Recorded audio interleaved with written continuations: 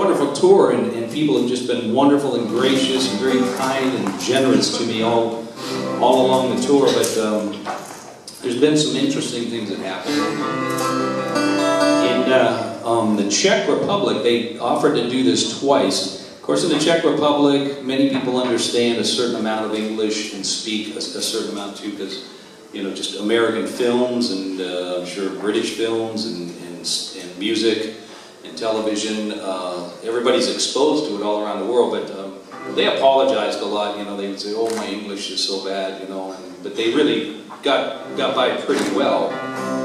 But at a couple of different shows, they offered to have someone come up and translate for me all of the in-between song, you know, what I'm saying right now, the little, you know, things about the songs and everything, you know, so, and they really kind of insisted, you know, like I should do this, you know, you wouldn't want to do this, and I'm kind of, well, I don't know. And I kind of got out of it, but what I was thinking of was, you know, what I had in mind was, do you remember just last year or so or something when Barack Obama traveled to somewhere in Africa and some guy sort of got past all the security and got all the way to standing next to the President of the United States faking the sign language.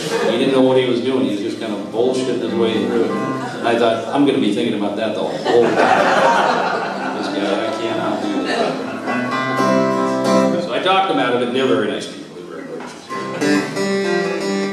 I'll do a song that I started writing. I've been riding the trains a lot while I've been here in England. It's been kind of amazing and fun. I've ridden trains everywhere. I rode the train from Munich to Prague, and I rode the train that goes from Oslo to Bergen, high over the mountains, which is kind of amazing, and then all throughout the UK. But besides one minor mishap, trying to travel on a Sunday. They don't tell you about that in the brochure.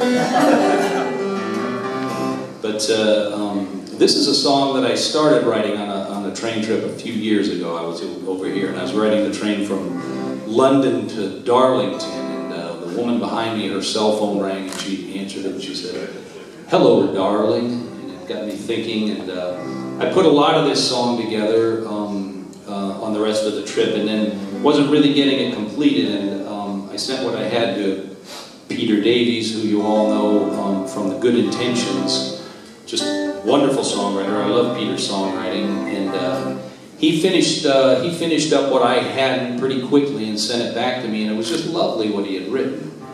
And I started singing the song and put it together, and I thought, well, this is pretty complete. And then I started looking at my part, and now Peter's parts were looking so good that mine looked a little shabby. So I went back to work. This is just how songwriting works, and kind of polished mine up a little bit more. And this is called "My Darling Lives in Darlington." My darling lives in Darlington, along the riverside. She walks down where the waters flow, deep and swift and wide. There's something in her troubled heart that keeps her far from me, even though she says it by my side is where she longs to be. My darling lives in Darlington, among the fallen leaves, and in the rains of February lie her memories. They call her and take her to the lonely side of town, where every step is further from the day I was around. But out in California, where the bluebirds on the wing, wild roses bloom up in the mountains in the spring, and I can see her in the morning, and I can feel her in my heart, and I wonder if she thinks of me now that we're apart.